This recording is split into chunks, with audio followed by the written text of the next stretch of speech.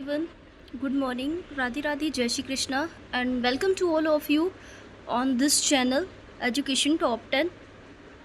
सो आज का जो चैप्टर है चैप्टर नंबर 32, जो कि आपकी असिस्टेंट प्रोफेसर या फिर आपका एमपी में कोई भी एग्ज़ाम होता है, लाइक जो आपका अभी होने वाला MP PSC scientific officer and बहुत सारे एग्ज़ाम हैं जिसमें आपको एमपी जीके पढ़ने के लिए बहुत ही ज़्यादा देखने के लिए मिलता है एमपी जीके से क्वेश्चन।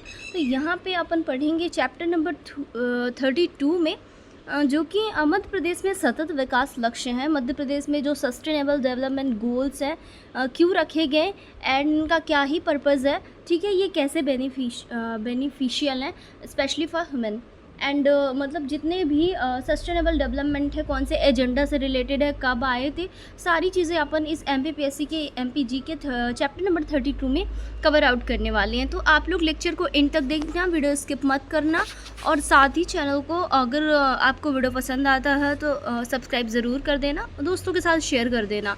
ओके, सो या let's start with me. So what is sustainable development goal and इसका जो मीन्स है वो क्या है। तो मैं यहाँ पे थोड़ा सा पॉइंट ले लूँगी, एक मतलब कलर ब्रश ले लिया है मैंने, पॉइंट करूँगी, आपको अच्छे से देख लेना है कि सस्टेनेबल डेवलपमेंट गोल होते क्या हैं बेसिकली, राइट। सो यहाँ पे जो सतत विकास सतत विकास आपको इसके नाम से ही बहुत ही इजी तरीके से क्लियर हो चुका होगा कि सतत यानी कंटिन्यूअस डेवलपमेंट। जो कंटिन्यूअस डेवलपमेंट हो रहे हैं वो कैसे हो रहे हैं, किसके फेवर में हो रहे हैं, क्यों हो रहे हैं, बहुत सारी चीज़ों के क्वेश्चन के आंसर आपको यहाँ पे मिलने वाले हैं। तो आपको पता है कि जो भविष्य की जो जनरेशन है, आने वाली फ्यूचर में जितनी भी जनरेशन है, मतलब फ्यूचर में जितनी भी जनरेशन है उनको नुकसान पहुँचाए बगैर, मतलब जो आने वाली जनरेशन है प्रेजेंट में, जो मतलब वर्तमान में जो आने वाली पीढ़ी है उनकी ज़रूरतों को कैसे पूरा किया जाए। तो मेन अगर सस्टेनेबल डेवलपमेंट की बात करें दोस्तों, तो इसका मेन एक ही गोल है कि अगर आपकी जो बनाई हुई संपत्ति है, मतलब भविष्य की जो पीढ़ियां हैं, है ना, तो उनको नुकसान पहुंचाए बिना, ये फ्यूचर की जो जनरेशन है उनको बिना नुकसान पहुंचाए, मतलब वर्तमान की ज़रूरतों को पूरा करना, यानी आज के हिसाब से आज की ज़रूरतों को भी पूरा करना, इसका एक मतलब बहुत ही बड़ा सेंस है जो सस्टेनेबल डेवलपमेंट है। और बात करते हैं सेकंड पॉइंट पे, तो सतत विकास एक बहुआयामी धारणा है। क्या है? एक बहुआयामी धारणा जो आर्थिक प्रगति, सामाजिक समानता और पर्यावरण संरक्षण को प्राप्त करने पर जोर देती है। मतलब आपका जो ग्रोथ होना चाहिए ना, हर एक पर्सपेक्टिव से होना चाहिए, चाहे वो इकोनॉमिकल ग्रोथ हो, सोशल ग्रोथ हो, या फिर आपकी सिमिलैरिटी हो, इक्वलिटी हो, जेंडर बेस्ड इक्वलिटी हो, या फिर आपका जो एनवायरनमेंट है, एनवायरनमेंट में कोई भी कंजर्वेशन होता है, किसी भी जाति को सुरक्षित रखा जाता है। तो यह सुनिश्चित करता है कि वर्तमान की ज़रूरतें भविष्य की पीढ़ियों में, जो आपकी प्रेजेंट की ज़रूरतें हैं, आज की जो नीड्स है, उनको ना फ्यूचर में अपनी ज़रूरतों को पूरा करने की क्षमता को समझौता किए बिना पूरी की जाए। मतलब जो भी नीड्स हैं आने वाले फ्यूचर में आपका, तो ये जो प्रेजेंट में जनरेशन में चल रही हैं नीड्स, ये आगे भी चलती रहें, ये कंटिन्यूअस हो, ताकि आपको जो चीज़ें बेनिफिशियल लग रही हैं, जो आपको सुविधा प्रोवाइड करवा रही हैं, फिज़िकल एक्टिविटीज़ चाहे वो कैसी भी हों, ठीक है, तो ये सारी चीज़ें आपको फ्यूचर में भी मिलनी चाहिए, ठीक है। तो भविष्य की जो पीढ़ियाँ हैं उनको भी इसमें इंक्लूड करना चाहिए, ठीक है। आई होप सेकेंड पॉइंट आपको क्लियर आउट हो चुका होगा। थर्ड पॉइंट पे मैं बात करूँगी। थर्ड पॉइंट कह रहा है कि जो आपका इकोनॉमिकल ग्रोथ है, यानी आर्थिक विकास, या फिर चाहे आपका सोशल वेलफेयर हो या सामाजिक कल्याण, या फिर जो आपकी इकोनॉमिकल स्टेबिलिटी हो, इसके बीच अन्योन्यता को पहचानता है। मतलब ये तीनों, इसका पर्सपेक्टिव, मेन इसका जो पर्पस होता है, तो मैं आपको एक चीज़ बहुत ही इजी लैंग्वेज में डिफ़ाइन कर दूं कि जो आपका डेवलपमेंट है वो सोशल, कल्चरल और इन्वायरमेंटल, तीनों ही पर्सपेक्टिव से होना चाहिए, right. I hope you getting my point. Okay, done. So next point में बढ़ते हैं। नेक्स्ट पॉइंट कह रहा है कि कुछ लक्ष्यों को पूर्ण प्राप्त नहीं किया जा सकता। मतलब कुछ लक्ष्य ऐसे भी हैं जिनको कंटिन्यू, जैसे आपको क्लाइमेट चेंज हो रहा है और मतलब बहुत सारी चीज़ें एनवायरनमेंट में बदलाव ला रही हैं। आजकल लोग कितना मतलब जो भौतिक सुख सुविधावादी हो गया है, लाइक बहुत सारे जो पर्सनल व्हीकल्स हैं, और एसी वगैरह जो भी चीज़ें यूज़ कर रहे हैं ना, इससे कहीं ना कहीं हमारा पर्यावरण बहुत ज़्यादा अफेक्ट हो रहा है।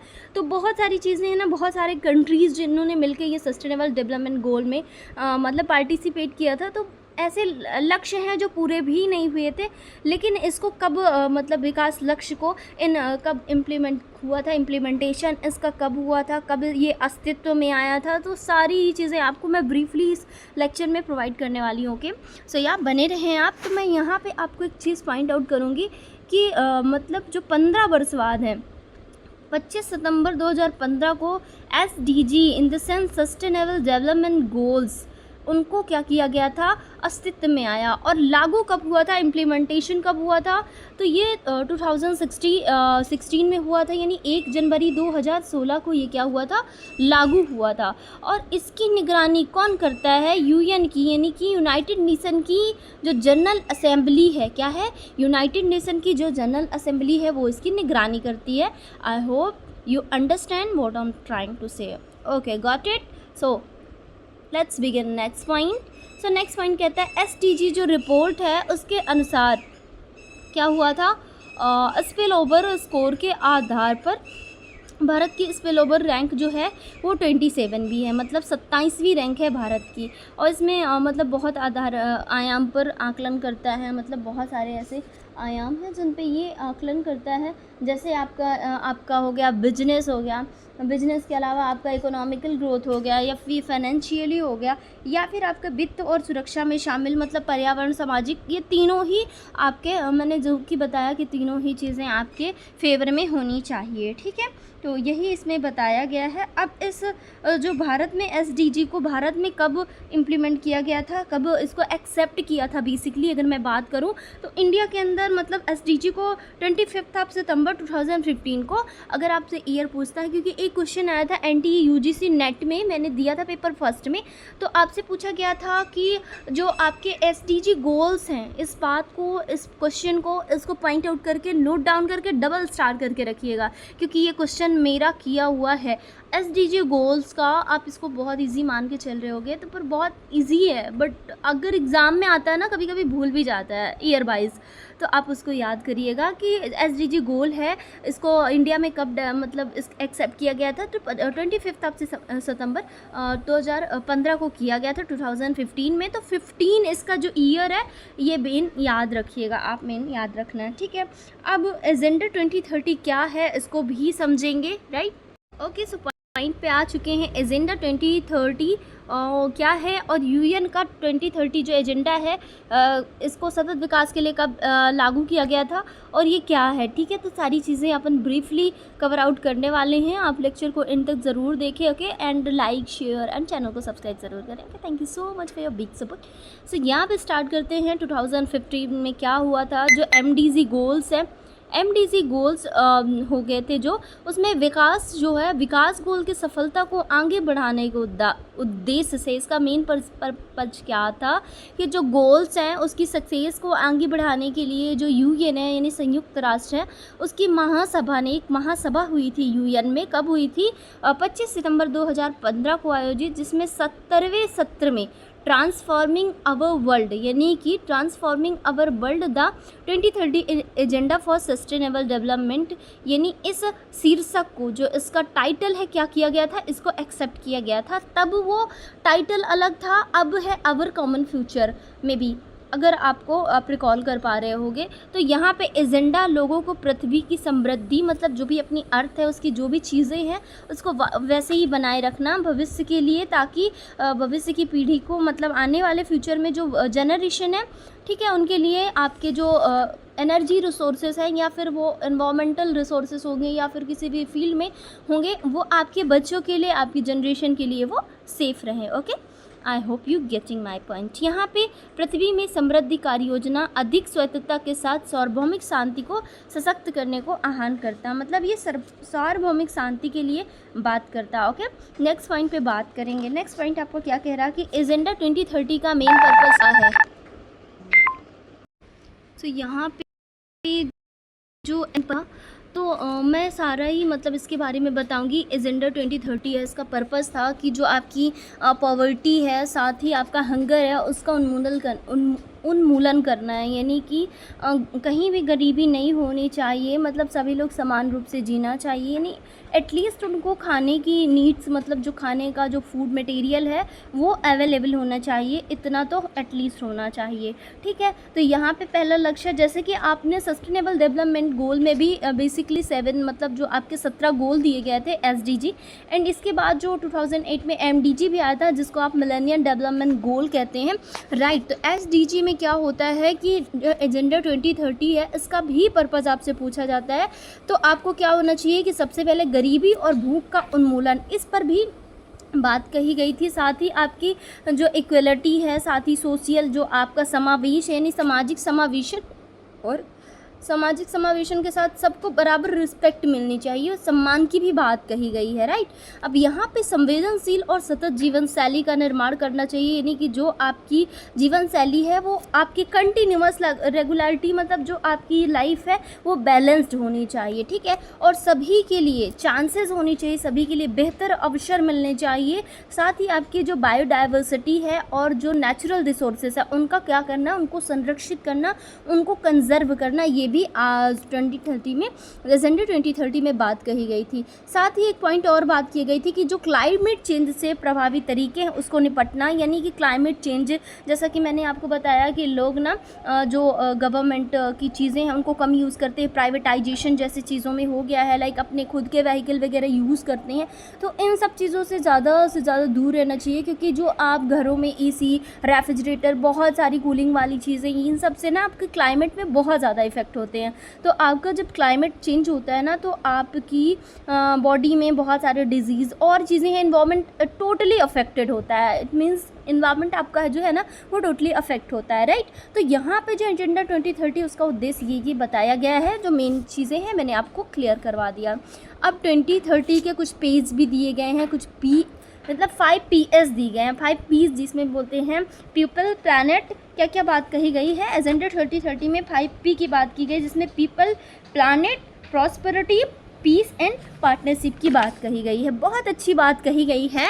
एजेंडा 2030 में 5P का मीन्स भी पूछ सकता है आपसे कभी भी कि जो आपका एजेंडा 2030 है उसमें 5P का क्या मीन्स होता है, 5P का सेंस क्या है। तो फर्स्ट 5 मतलब फर्स्ट P का मीन्स होता है पीपल, प्लैनेट, प्रॉस्पेरिटी, क्या people, planet, prosperity and peace भी होनी चाहिए। इसके साथ सभी चीज़ों में पार्टनरशिप होनी चाहिए। आपको मिलजुल कर एकता के साथ कोई भी काम, कोई भी कदम, या फिर वह चाहे नेशनल लेवल पे हो या इंटरनेशनल लेवल पे हो, जो सोशल वेलफेयर के हिसाब से है उस पर आपको पार्टिसिपेशन करना चाहिए। आई hope you getting my point.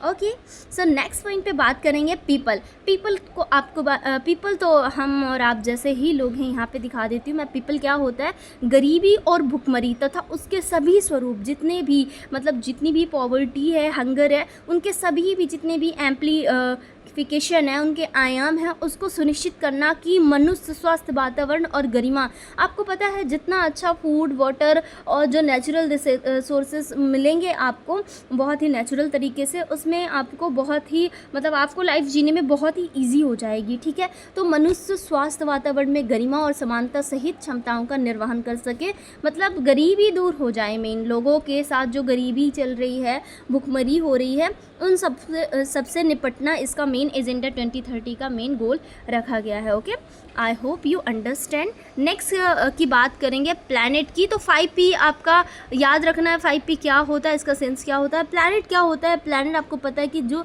सतत उपभोग है उसके प्रोडक्शन के द्वारा जो प्राकृतिक संसाधन आपके नेचुरल रिसोर्सेज हैं उनका संधारणीय प्रबंधन करना। मतलब नेचुरल रिसोर्सेज जैसे प्लांट है, ज़्यादा से ज़्यादा प्लांट लगाओ, अर्थ को बचाओ, अर्थ को क्लियर रखो, क्लीन रखो एनवायरनमेंट को। गंदगी, कचरा, पॉल्यूशन, इससे बहुत सारे बीमारियां फैलती हैं, लोगों को सांस लेना मुश्किल होता है, बहुत सारे पॉल्यूशन होते हैं। तो आप बहुत सारी चीज़ों में आप पार्टनरशिप कर सकते हो एनवायरनमेंट को आप सेफ और सुरक्षित रखने के लिए। ठीक है, तो जलवायु परिवर्तन तत्काल चाल कार्रवाई करने के साथ पृथ्वी को क्षरण से बचाना चाहिए, ताकि मतलब पृथ्वी में जैसे वाटर है तो आप वाटर ही यूज़ कर रहे हो, अब ऐसे पानी बहा रहे हो हर जगह गंदा कर रहे हो, कंटामिनेटेड फूड वाटर वो आप कहीं ना कहीं से वो दूसरी जगह से आपकी अंदर बॉडी के अंदर ऑब्जर्व हो रहा है, जिससे आपको बहुत भयानक वाली बीमारियां हो रही हैं। तो इन सब चीज़ों से बचने के लिए आपको क्या करना है, वर्तमान और भविष्य की पीढ़ियों को की जो नीड्स हैं उनकी नीड्स को कंप्लीट करने के लिए इन चीज़ों को सुरक्षित रखना चाहिए। ठीक है, तो save earth and save life, that's very easy to say. तो यहाँ पे मैंने उसके पर्सपेक्टिव पे एक बात कह दी कि सेव अर्थ सेव लाइफ, वैसे ये एक ना थीम भी रखा गया था। तो यहाँ पे प्रॉस्पेरिटी क्या है, यानी समृद्धि, यह सुनिश्चित करना कि मनुष्य समृद्ध और परिपूर्ण जीवन यापन कर सके और प्रकृति के साथ सामंजस्य में आर्थिक, सामाजिक और औद्योगिकी प्रगति होवे। मतलब जो मनुष्य समृद्धि परिपूर्ण जीवन यापन कर सके। ठीक है, तो इसमें प्रॉस्पेरिटी की भी बात कही। So let's start next point क्या कह रहा है कि यहाँ पे मैं बताती हूँ पीस क्या होता है। पीस यानी शांति।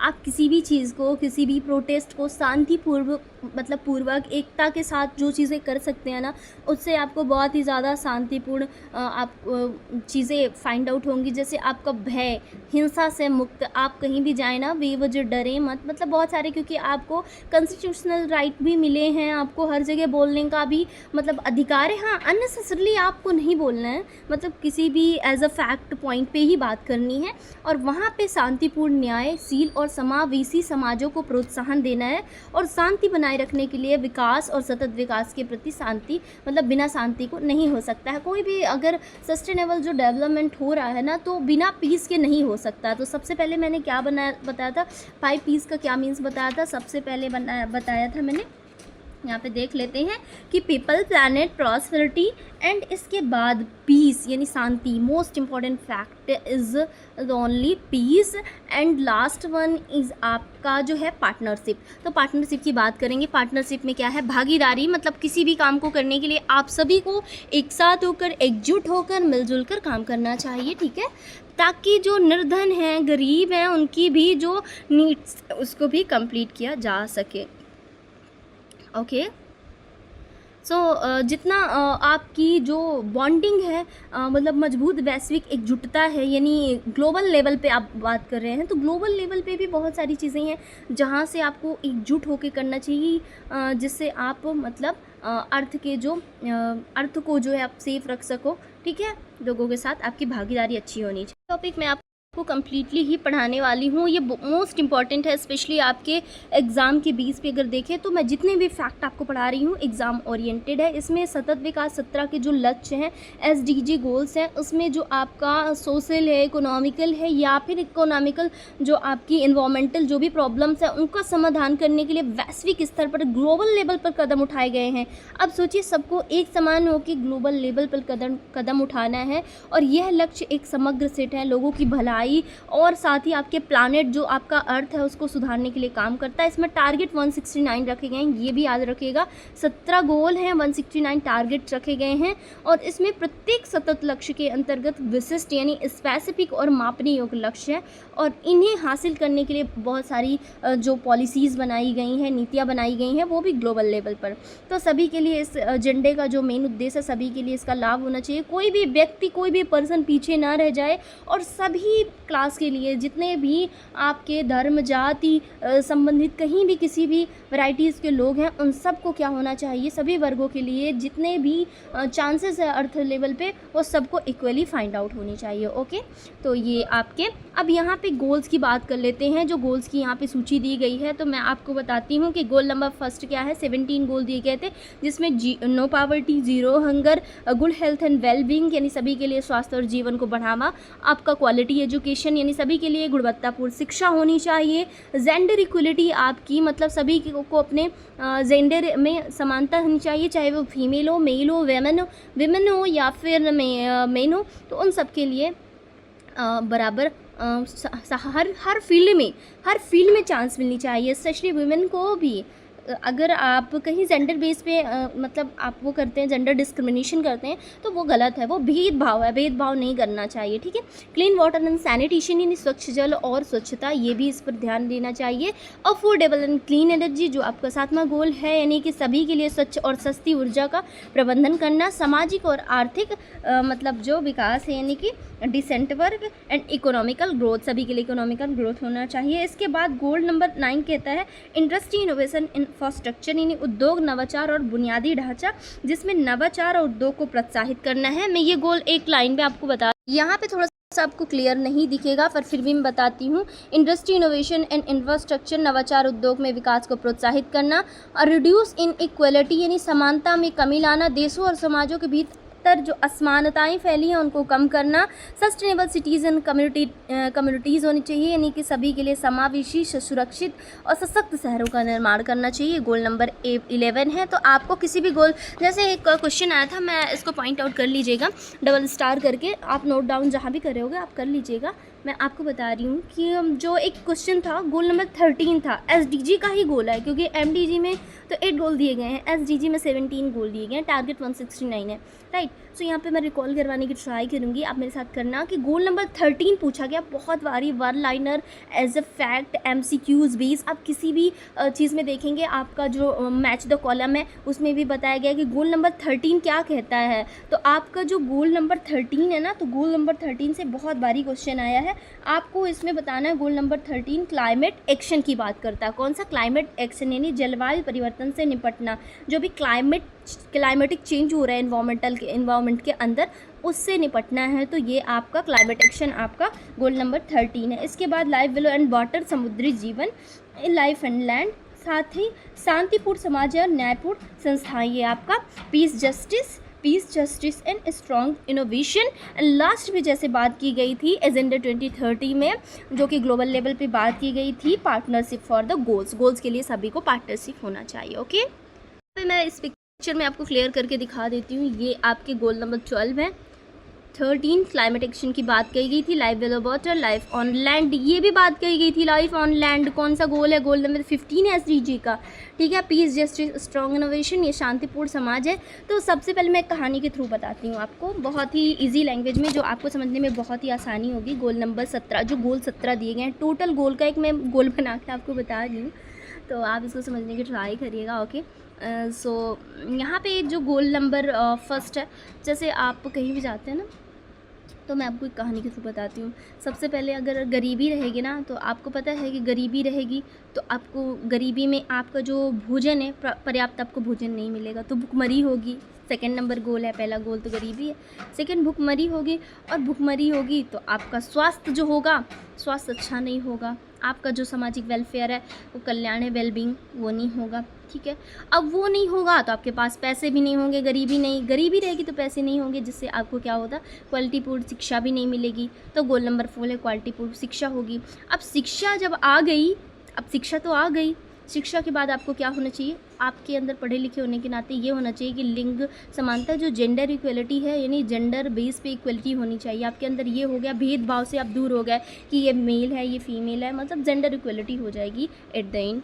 अब जब आपको पढ़ लिख के ये पता चल गया कि सभी लोग हमारी नज़रों में समान हैं, उसके बाद आप देखेंगे कि आप अब अच्छे रहने के लिए आवाज़ भी चाहिए, स्वच्छ जल चाहिए, स्वच्छ ऊर्जा चाहिए, आपके अफोर्डेबल एंड क्लीन एनर्जी भी चाहिए। इसके बाद आपका जो ये सब मिल गया, इसके बाद आप देखते हैं आपका सोशल इकोनॉमिकल ग्रोथ भी होए, मतलब आपका सामाजिक और आर्थिक विकास होए। इसके बाद आप कहीं कोई बिज़नेस स्टार्ट करते हैं अपने काम को कंटिन्यूअस चलाने के लिए, आपको घर को चलाने के लिए, रोजी रोटी को चलाने के लिए।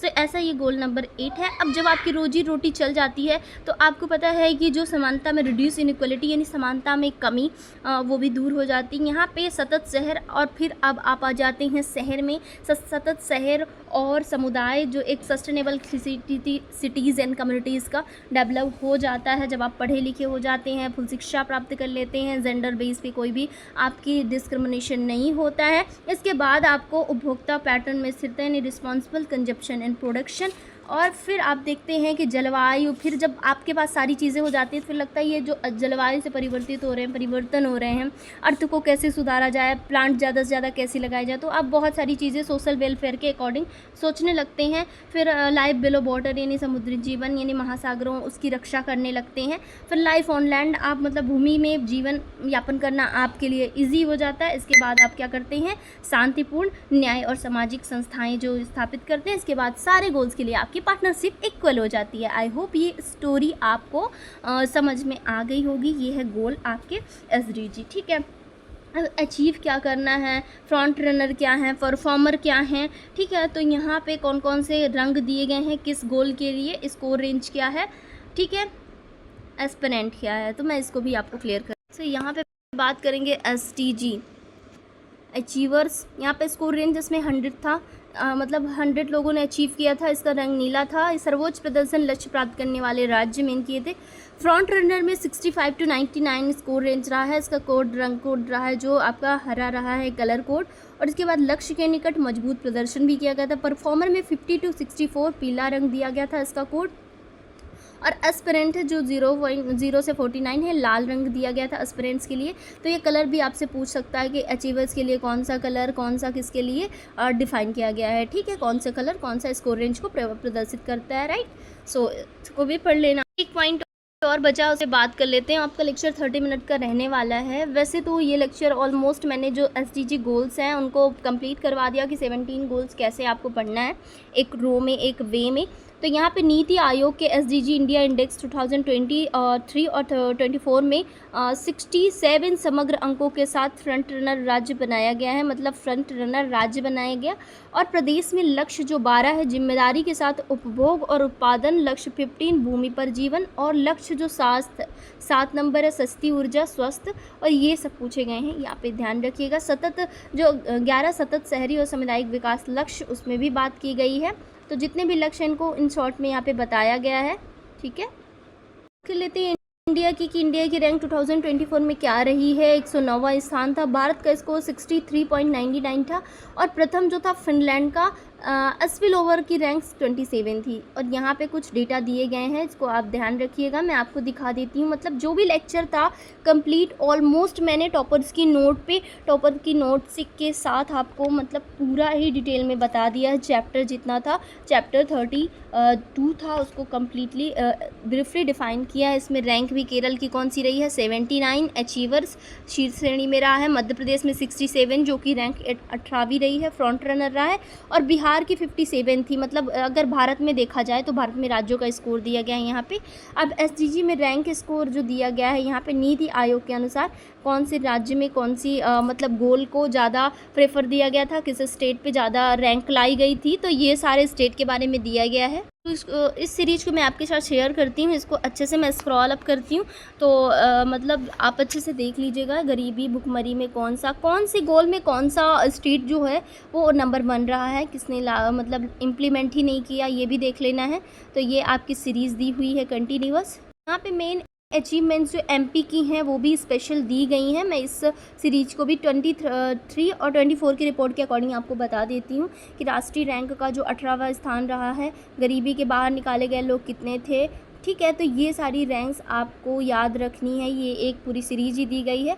तो आज के लेक्चर को मैं यहीं पे एंड करूँगी फ्रेंड्स, क्योंकि अब ये लेक्चर हो चुका है बहुत लेंदी, मतलब ऑलमोस्ट 30 मिनट्स कंप्लीट हो चुके हैं मेरे। तो जो भी चीज़ें आपको समझ नहीं आती, जो भी मैं बायोलॉजी का भी एक कंटेंट लाइव सेशन लेने वाली हूँ, तो उसमें ज़रूर आप लोग ऐड हों। और लेक्चर अगर पसंद आए तो प्लीज़ चैनल को लाइक, शेयर एंड सब्सक्राइब करें, एंड वीडियो दोस्तों के साथ शेयर करें। So everyone, thanks for watching this video and bye bye.